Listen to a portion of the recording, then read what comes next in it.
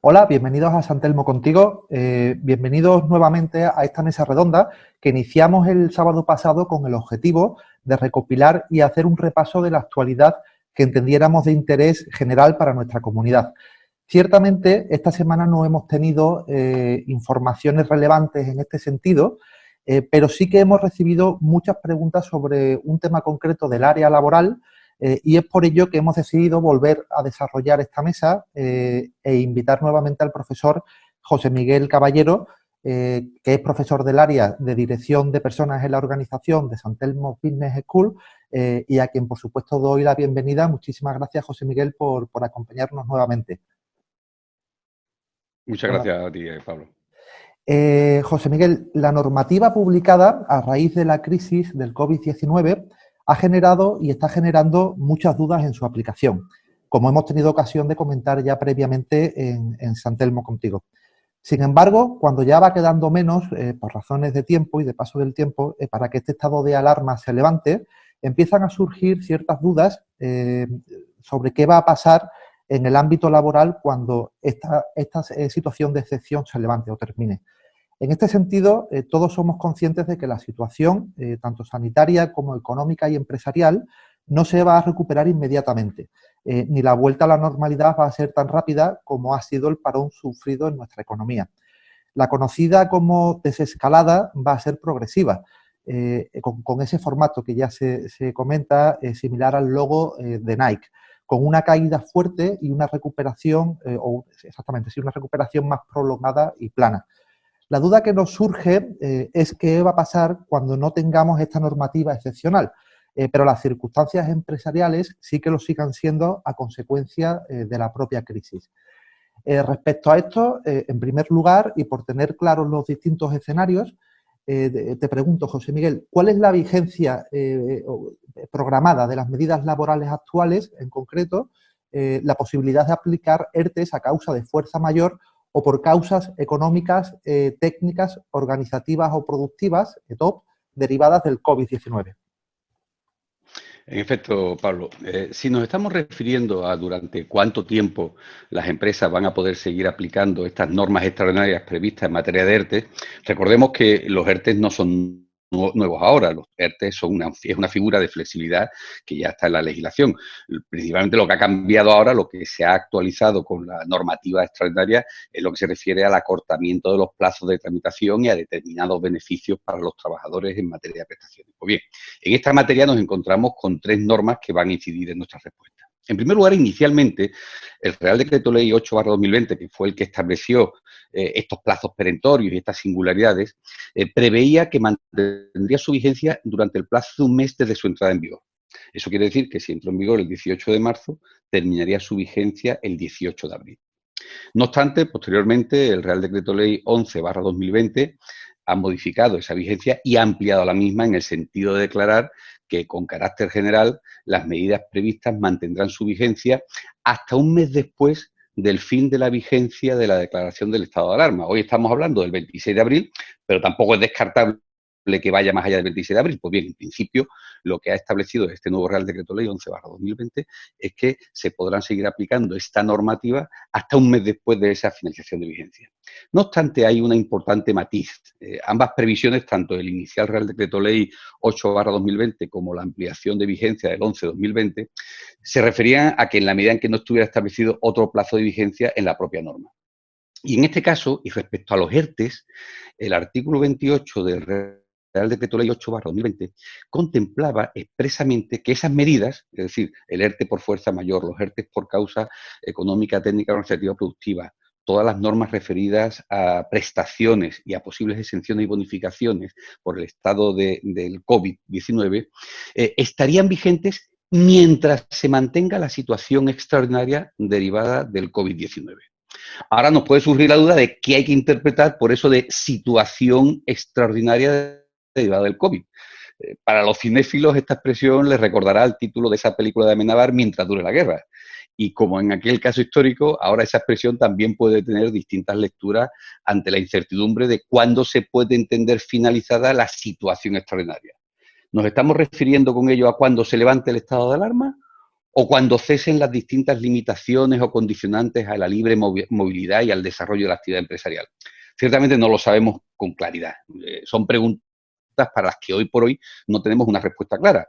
Yo, por criterio de prudencia, sería defensor de que en este momento la vigencia de estas medidas debiera tener, cuando menos, esa extensión que hemos comentado del Real Decreto Ley 11/2020. Es decir, como mínimo, hasta un mes después de que se finalice formalmente el estado de alarma. Hasta ese momento se podrá seguir aplicando, entendemos, el Real Decreto Ley 8/2020 y las medidas asociadas al mismo.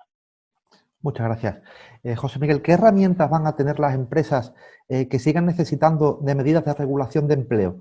¿Se pueden prorrogar los actuales ERTEs o hacer nuevos ERTEs cuando finalicen los que ya están o los que están ahora aplicando, a pesar del compromiso de mantenimiento de empleo que se vinculaba a esos propios ERTEs? Bien, son dos cuestiones. Por un lado, la posibilidad de prolongar o prorrogar un ERTE más allá del tiempo previsto inicialmente o pactado con la Comisión Representativa, y especialmente los ERTE de fuerza mayor vinculados a la situación de alarma, y por otro, la posibilidad de hacer un nuevo ERTE una vez terminado el inicial. Respecto a lo primero, en cuanto a la prórroga, en principio la prórroga no es un trámite expresamente previsto en la normativa. No se contempla esa posibilidad.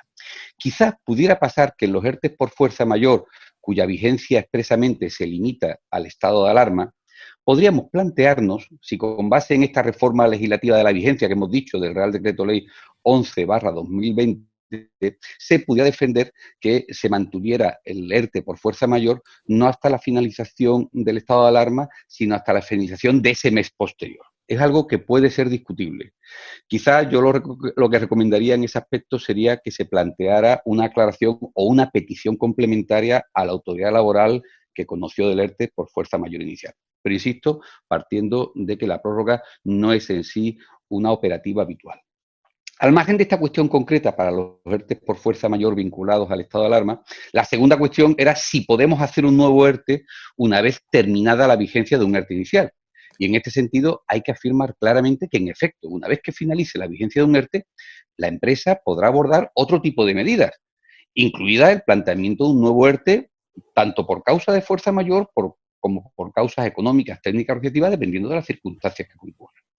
Estos ERTEs habrán de seguir el procedimiento aplicable en cada momento. Si esta situación se produce cuando todavía siga vigente el Real Decreto Ley 8/2020, pues seguirán los plazos previstos en los mismos, y si es después tendrá que aplicar los plazos ordinarios previstos en la normativa regular, es decir, los plazos para la comisión representativa y para la negociación.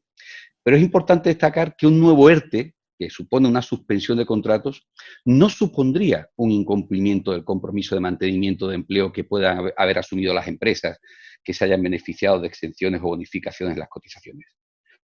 Durante el ERTE, la empresa mantiene la cotización de estos trabajadores, por lo que técnicamente no estaría incumpliendo el mantenimiento de empleo.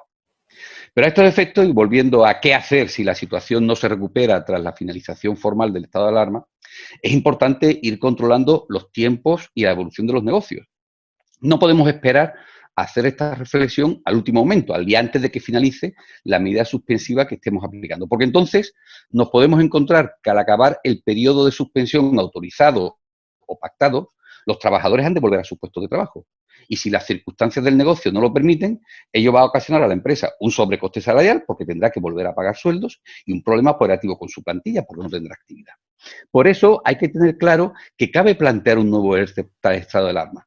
Pero aparte de los plazos y los procedimientos, lo que tenemos que hacer es tener los datos justificativos, el análisis del mercado, las posibles causas productivas, económicas, organizativas, y debemos elaborar este proceso con la antelación suficiente para poder aplicarla tan pronto termine el ERTE que está ahora vigente.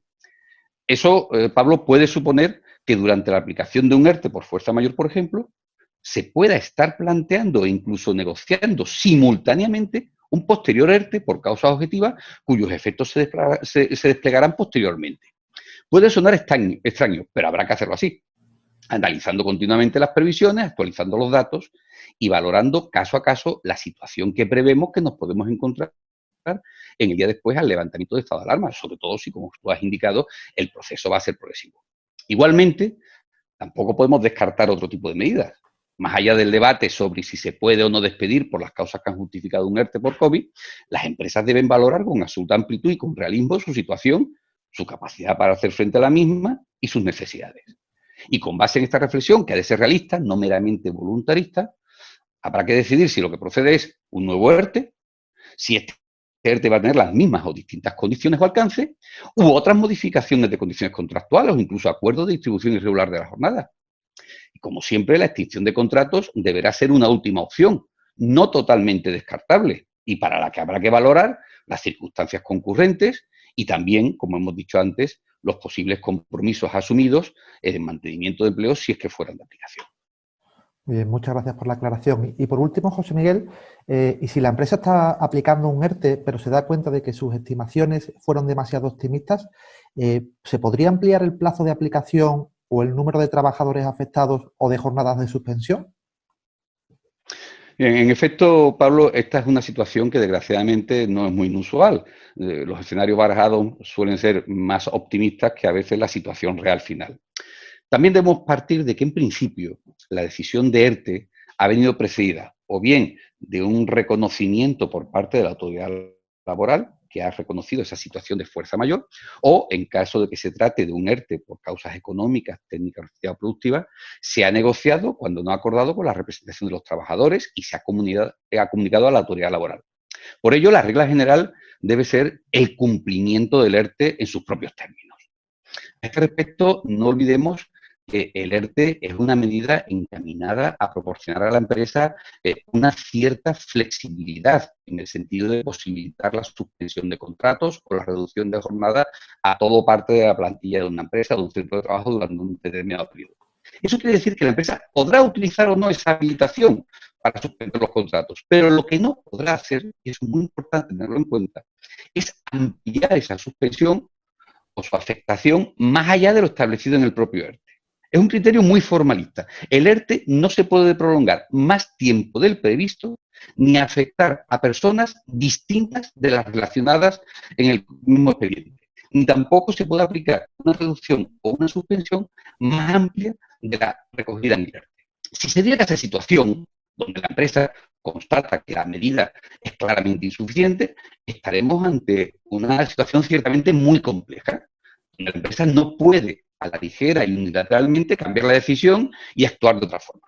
Habrá de analizar las causas, ver si son circunstancias sobrevenidas, desconocidas al momento de tomar la decisión, o si obedecen a un error de previsión, y a partir de este análisis podrá plantear un nuevo ERTE que complementará la situación del anterior o incluso podrá sustituirlo, aunque ello pueda tener ciertas complejidades burocráticas para coordinarse con la entidad gestora del desempleo.